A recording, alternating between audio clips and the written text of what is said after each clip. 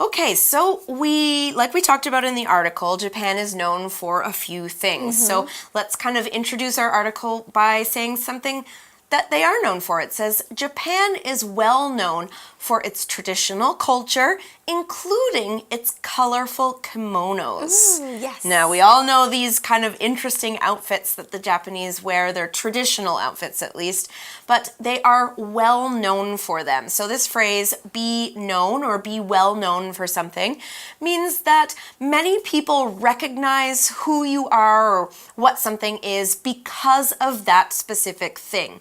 Perhaps, for example, you are talented at playing the piano. Now, if many people know that you are good at playing the piano and want to hear you play the piano, you can say you are known for that. Here's another example. Yo-Yo Ma is well known for being one of the world's best cello players. That's right. Do-do-do-do-do. Yeah. All right, so next in the article says, as part of Japan's preparations for hosting the 2020 Olympic Games, it's now making kimonos for each of the game's 196 countries. I'm so jealous. Yeah. I want a kimono. So of course we know Japan, they're going to host a really big event in 2 years, the 2020 Olympics. So in order to prepare for that, they're going to make a lot of kimonos for all of the countries that are participating. That's right. All right, now we saw the word here, preparation. It's spelled P-R-P-A-R-A-T-I-O-N. Okay, it's a noun and it means the activity or process of making something ready. So you make it so other people can see it or use it. For example, I can say, in preparation for the Olympics, Michael trained every day for many hours. Which is what you need to do. Okay, so they are making these kimonos. Now, there's a reason that they're doing this. It says here in the article, the kimonos are meant to promote Japan's traditional clothing, both to the world and to Japan's younger generations. Now, we started that sentence with a phrase, are meant to, so let's find out a little bit more about that right now, and we'll be right back. Okay, we're talking about the phrase, be meant to do something. We use this phrase to show that something is supposed to do something or make something happen. So it's another way of saying something is intended or supposed to happen. So Japan, for example, wants these special kimonos to help younger Japanese people have a connection to the country's traditional clothing. So the kimonos are supposed to help make that connection. Here's another example sentence. These cookies were meant to be for the people in my office, but I burned them, so I'm going to throw them out. Okay, so we are trying to help people connect, basically. Right. Yeah. Now, they want to promote their traditional clothing or just their traditional culture. Yeah. Promote here is a verb and it means to make people more aware of something. It can be like a new product. It can also be like an idea as well. So you just want to make something even more popular, even more well-known. Right. For example, if McDonald's has a new burger, they might promote the burger by putting commercials on TV so more people can see it. And eat it. Exactly. We can also use in a sample sentence like this. The company wants to promote a new kind of plastic that doesn't hurt the environment. And the environment is, of course, just talking about the earth. That's right. And we should be thinking about more products like that. All right, so we said that they're trying to promote the kimonos to two groups of people. First, the world, so everybody, that's why they're doing all the countries, but also Japan's younger generations. Now, generation is a noun, and it's all the people of about the same age. It usually refers to people born every 30 years. For example, people born in the last 30 years are called millennials, and the people born before that are called Generation X. And there's kind of a little one in between for the people who have digital and not digital like me, but yeah, you get the point. So the younger generations are the people in the millennial group. They're the kind of kids and teenagers and young adults. Yeah, so basically you guys are kind of like millennials right exactly. now. All right, so they said that each has a special design. So they're talking about the kimono. So of course, I think there's a lot of work that goes into a kimono as well. Yes, there's many different pieces. And the different kinds of things on the kimono, the colors can mean different things too. Exactly, and all the different fabric and the way you sew it together, it's a lot of work. So nice, interesting thing to do. It says here, an example of what the kimono is. It says Germany's kimono, for example, includes musical notes and piano keys. Cute. Okay, so there is a reason for that. We'll find out why in a second, but first let's look at the adjective musical. Now this adjective describes something that's related to music. Here we use it to describe notes. Those are the small marks that you see on a piece of music that tells you what to play on the instrument to make the sound, to make the song. Here's another example. Ursula thinks musical education is very important, so she's studying to become a music teacher. She wants kids to know how to play music. All right, so why do they have notes and musical notes on there? Good question. It says this is a reference to its many famous composers, such as Beethoven, Bach, and Wagner. Okay, so I know all those guys. Yeah, of course. So if you know a little bit about music history, we know about these people. We know, of course, we know Beethoven and Bach. Exactly. They all were from Germany. Now here it says it's a reference to. Now reference here just means it's referring to someone. And of course, like I mentioned, Germany is famous for its famous musicians. So the music notes refer to these famous composers. Right. Now I know everybody knows that do-do-do-do-do-do-do-do. That's a German composer song. It was composed by Beethoven, who is a composer. This noun is someone who writes music. Anybody who writes music is a composer, even now. So, like we said, Beethoven was a composer. He wrote all of his music. Bruno Mars, one of the world's most famous pop stars today, he's a composer too. He writes a lot of his own music. He writes the instrumentals. He also plays them. Oh, wow, super talented. Exactly. So if you make music, you are a composer. Yes. Okay. You don't have to be someone who was alive like hundreds of years ago. What we should sort of point out that it's different than writing songs. So the composer is the person who writes the music notes. The songwriter, so SONGWRITER, writes the lyrics, the actual words. Different kind of thing.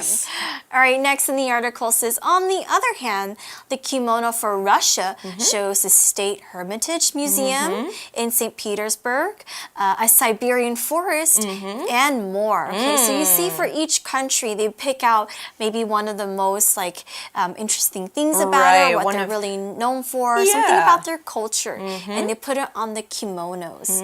Okay, so we saw here, on the other hand, this phrase just means to show a contrast, and it's to say here is A, but then here is B. So you could basically think about your hands on the other hand. Right. Okay, so like we talked about before, these kimonos take a lot of work to make. There's a lot to think about. The fabric, the designs, all take a long time to do. That's why it says here it costs about 2 million yen, Japanese yen, or about 540,000 NT dollars to make just one of these kimonos. Now, we used a grammar pattern that sentence. We used it as a subject to represent making one kimono. We're also using the word cost as a linking verb to say how much money it takes to make something. Now, we could say the sentence like this. Making one kimono costs about 2 million yen. However, in this sentence that we wrote in the article, we're using this pattern. It, that's making the kimono, costs somebody 2 million yen. We add our money and then to do something. So one other way we could use this sentence is we could use the verb spend to say the same idea, but from a different way of looking at it. For example, we could say our subject spend money in something, in doing something, verb ing, or on something. So for example, we could say, Japan spent 2 million yen in making these kimonos. Or we could say, Japan spent 2 million yen on these kimonos. Here's a couple of other example sentences to make this point a little bit more explained. Explain this point more. It says here, it costs 15 NT to take the MRT from my house to my office. Or we could say, taking the MRT from my house to my office costs 15 NT. Or we could say, I spend 15 NT in taking the MRT from my house to my office. Or one more, I spend 15 NT on the MRT trip from my house to my office. Lots of different ways we can say this. Ooh, very expensive, these kimonos. Yes, 2 million yen is a lot of money. All right, next it says, imagine One World Kimono Project. Okay, that's a thing. The name of a group. Yeah. Imagine One World Kimono Project and a Kyoto-based kimono shop are responsible for the kimonos. Okay, so of course, Kyoto is a very, very traditional city. It would make sense that they would pick Kyoto as this place. Now, this company is responsible for making the kimonos. Now, responsible is an adjective and it means having the job or duty of taking care of something. So, for example, if you have house chores or housework, we can say, I am responsible for taking out the trash. It means it is my job to take out the trash. I can say my brother is responsible for washing dishes. It means my brother, it's his job to do the dishes to make sure that the dishes are clean. Now I can also use it in a sample sentence like this. Kim is responsible for the company's social media. That means that she is in charge of taking care of the company's Facebook or Instagram or whichever social media that this company has. Exactly. Now, there is a person in Kyoto who owns the shop, of course. That is Yoshimasa Takakura. Hopefully I said that right. Perfect. Yoshimasa Takakura. The shop's owner hopes the project will create interest in the kimono industry as well. Now, there is also a reason for this, but first let's talk about industry. This is a noun and it means businesses that produce or provide items or services to sell that are in one particular area. So for example, the kimono industry produces kimonos and things related to kimonos such as obis. They won't make guitars, for example, because guitars aren't in the kimono industry. We could have another industry like the music industry that provides music and services related to music. Guitars would go into the music industry. Here's an example. I work in the tourism industry. I lead people on tours of the city. All right, so next in the article it says, interest in kimonos is dropping and many skilled workers in the business have lost their jobs, right? So, you know, as times have moved on, not many people, you know, wear kimonos to work or they don't really wear kimonos out. And also because like it probably costs a lot of money. So the sales in kimonos is dropping. The interest in kimonos is dropping. Right. They said that a lot of the skilled workers are losing their jobs. Now, skilled here is an adjective and it means that if you're skilled, it means you're very, very good at a particular thing because you might have the right training, you have the right knowledge, or even experience in order to do this thing or to do this job well.